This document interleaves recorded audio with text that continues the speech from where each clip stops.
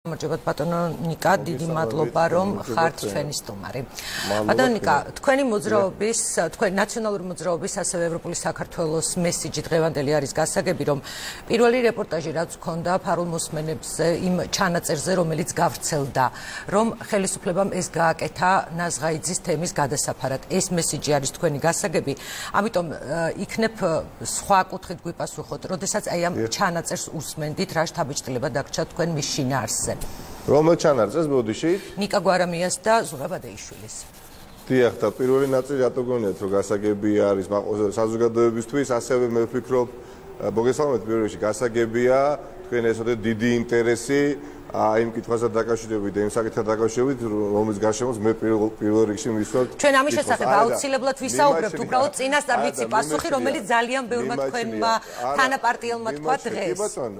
რომ ეს მოხდა გადასაფარად, ეს გავიგეთ, აი ამის შემდეგ რა შეგვიძლია რომ ვთქვათ. რაშიც თქვენც მეთანხმებით დარწმუნებული ვარ, მე არ გეთანხმებით, სხვა მოსაზრებებით შეიძლება მქონდეს, მე გთხოვთ რომ გვიპასუხოთ ამ შეკითხვას. კი ბატონო, ნუ მე დარწმუნებული ვარ, თქვენ მაინც მეთანხმებით გულის სიღრმეში, რომ ეს ესე მოხდა. წინასწარ შემთხვევაში გაუგებარია, უპრეცედენტო სკანდალი გასაჯაროვდა, მაშინ როდესაც ცნობილი გახდა, რომ 1 მილიონის ფარგლებში 1 მილიონი ლარის სიკეთის ფარგლებში, იმიტომ 500.000 ქეშად ჩაერიცხა, ნაღდი ფულით ჩაერიცხა მოსამართლის ოჯახს და 500.000-ის, ასე თქვათ, ღირებულების მიწის ნაკვეთი გადაეცა მოსამართლის ოჯახს სანდრო ეულის ქუჩაზე, სადაც ამის შემდეგ მოსამართლის ძმამ, ანუ იგივე მოსამართლე ქალბატონმა ნატო ნაზღაიძემ მერიისგან მიიღო ნებართვა, რომ სამშენებლო რაღაცა ასე თქვათ, ბატონო, ჩვენ რეპორტაჟში მოვისმინეთ, გასაგებია თქვენი მოსაზრება. და ყველა პირობას გაძლევთ, არ დავტოვებ არც ერთ კითხვას პასუხს გაუცემას, თუ მეც ძალიან მოკლედ, დროში ვარ შეზღუდულები,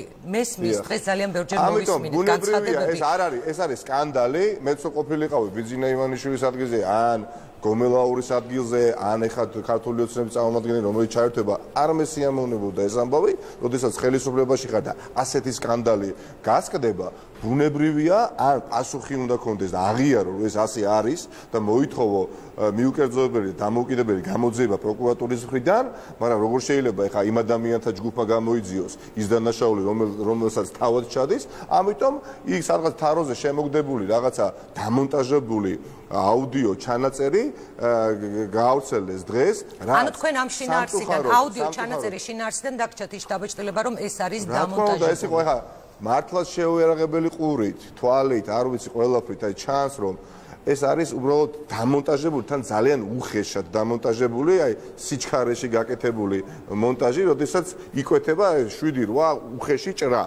იქ საუბარია, მე როგორც გავიგე, ერთიც თუ კი ეს ნამდვილად ვიღაცა დაადასტუროს ავთენტურია, შინაარსი აბსოლუტურად სხვა არის. საუბარია რუსთავიოთა დაკავშირებით და არა მოსამართლეებზე, მაგრამ ნიკა გვარამია არ დაადასტურა ამის ავთენტურობა, როდესაც მაგალითად წინა შემთხვევაში ნიკა გვარამია გამოვიდა და დაადასტურა ავთენტურობა, ხო? შეიძლება იმ საუბრის შინაარსი თქვენ არ დაინტერესებულ ხართ, როგორ ხდება, რომ ნიკა გვარამია ერთ ჩანაწერშიც, მეორე ჩანაწერშიც ანუ საუბრობს სულ მოსამართლეთა გვარებს ახსენებს.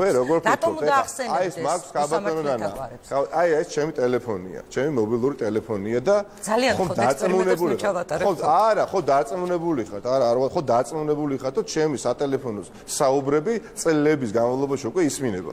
ხო დაწმუნებულები ბუნებრივია ვერ ვიქნებით ბატონო. რატომ ვერ იქნებით დაწმუნებულები? იმიტომ რომ სახელმწიფო უსაფრთხოების სამსახურის ხელმძღვანელობს ბიძინა ივანიშვილის ყოფილი დაცვის უფროსი ბატონი გომელაური, რომლის უწყებასაც მხოლოდ ერთადერთ უწყებას მოემატა საბიუჯეტო დაფინანსება 17 მილიონი ლარი. ბატონო, თქვენ ტელეფონზე საუბრობთ ხოლმე რუსთავი ორის მოსამართლეებზე გვარები. არა, მე საუბრობ ძალიან ბევრ დაწყებული ჩემ კოლეგებთან, გაგრძელებული ჩემ ოჯახის წევრებთან და მეგობრებთან სხვადასხვა საკითხებზე. აი ხა სუსი, როდესაც 24 საათის განმავლობაში ამ რეჟიმში მისმეს და მოინდომებს და ამონტაჟოს და მოაკეროს სხვადასხვა ამონარიდები ჩემი საუბრიდან გამოუვა ნებისმიერ თემაზე. თუმცა მსგავს ჩანაწერები თქვენი პარტიის ხელისუფლებაში ყოფნისაც გვახსოვს. კი ბატონო, საზოგადოებას. კი ბატონო, საზოგადოებას წინა ხელისუფლებაში ბევრი კარგი რამ ახსოვს და ბევრი ცუდი რამ ახსოვს ასევე, მაგრამ ის ცუდი განსაკუთრებით, რომელიც ასე თქვა, რასაც თქვენ ახსენეთ, კი არ აღმოიქვა, გაგრძელდა და განვითარდა და გაათვალა და ბატონო, მოდით გადავიდეთ შემდეგ თემაზე, ნაზღაიძის თემა, რომელზეც საუბარიც აი ესე გსურდათ. თქვენ შეგიძლიათ თქვათ, რომ ეს ადამიანი არ არის დაზარალებული სტიქიისგან?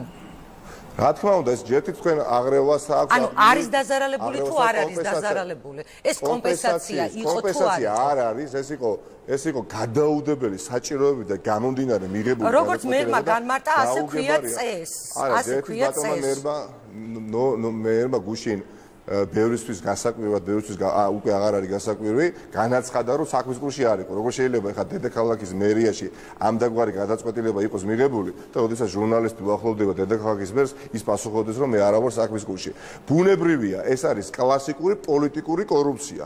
კლასიკური პოლიტიკური კორუფციული სქემა. იქ ამ ადამიანს ბატონიკა, ამ საქმეში თქვენ დაინახეთ, რომ ეს ყველა დოკუმენტის მიხედვით, რაც დღეს ნახა ჩვენმა ჟურნალისტმა, ამ ადამიანს იქ ქონდა ქონება, რომელიც გამოისყიდა მერიამ. პასუხობთ.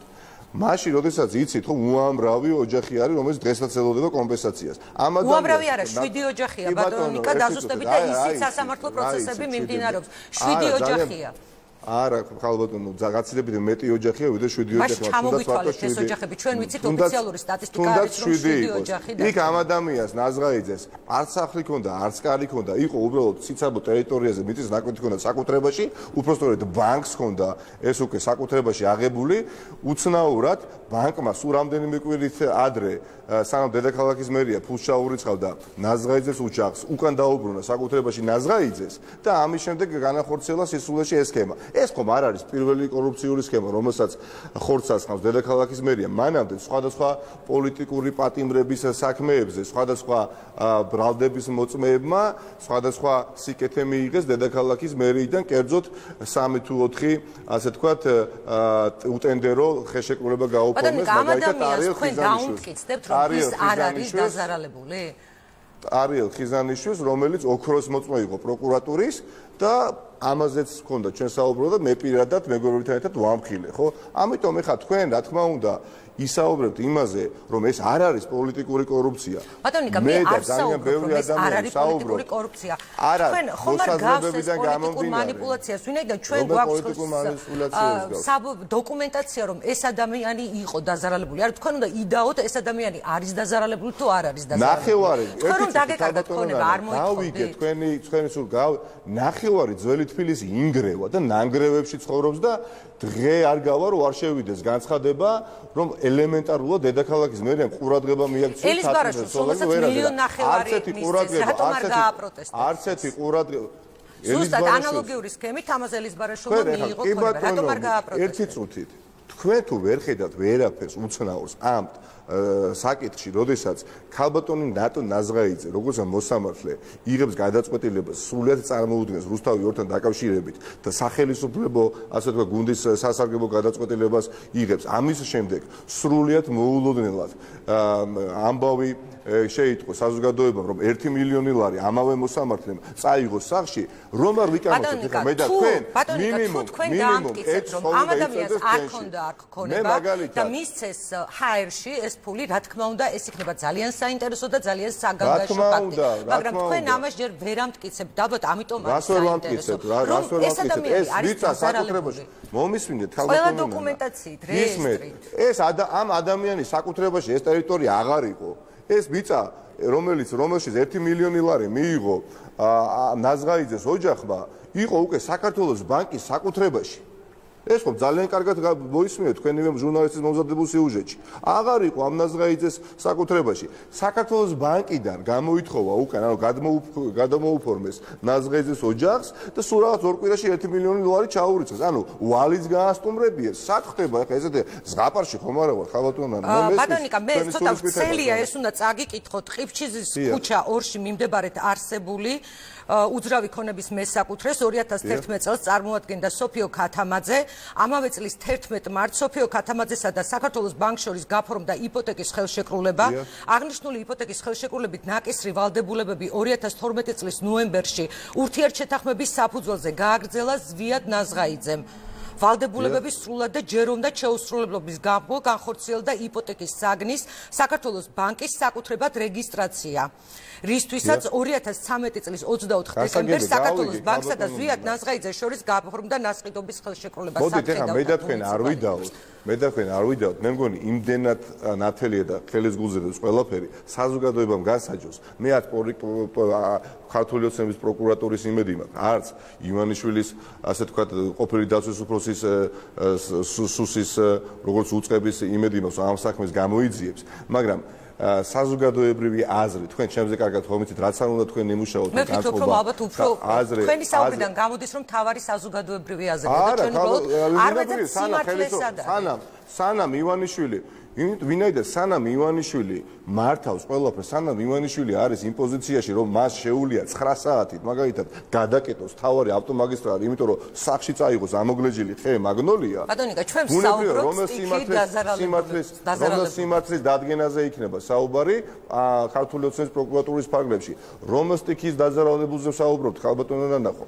მილიონი ლარი უბრალოდ ნარმანიამ აიღო და ჩაუდო ხალბატონი ნატო დაზღეძეს ოჯახში, მაშინ როდესაც 20% თბილისის პრაქტიკულად არის გაუსაძლო ავარიულ მდგომარეობაში მაცხოვრებელი და დღენია და გითხოვენ მერიისგან შველას. 16 მილიონ ლარზე მეტი. არა, თქვენ საუბრობთ, ეს არ არის კომპენსაცია, ჯერჯერობით დამიჯერეთ, ეს არ არის კომპენსაცია. მერიამ განაცხადა დოკუმენტალურად, ასევე იკვეთება, რაც განაცხადა ასევე არაერთმა ჩვენმა კოლეგამ, რომ გადაუდებელი თითქოს და საჭიროებიდან გამომდინარე, მერიამ ჩათვალა საჭიროდ, რომ გამოისყიდოს ნაზღაიძეებისგან ეს გასაგებია თქვენი პოზიცია. დიდი მადლობა ბატონიკა. შემცველი, ამიტომ რაც არ უნდა ეცადოთ თქვენ ქალბატონო და განსაკუთრებით მე ნამდვილად არაფერს არ ვცდილობ. მე უბრალოდ მინდა სიმართლე დავადგინო. დიდი მადლობა. ნიკა მელია პასუხობდა ჩვენს კითხვებს და ჩვენი შემდეგი სტუმარი არის ქართული ოცნებიდან ეკა ბესელია საღამოშვიდობისა ქალბატონო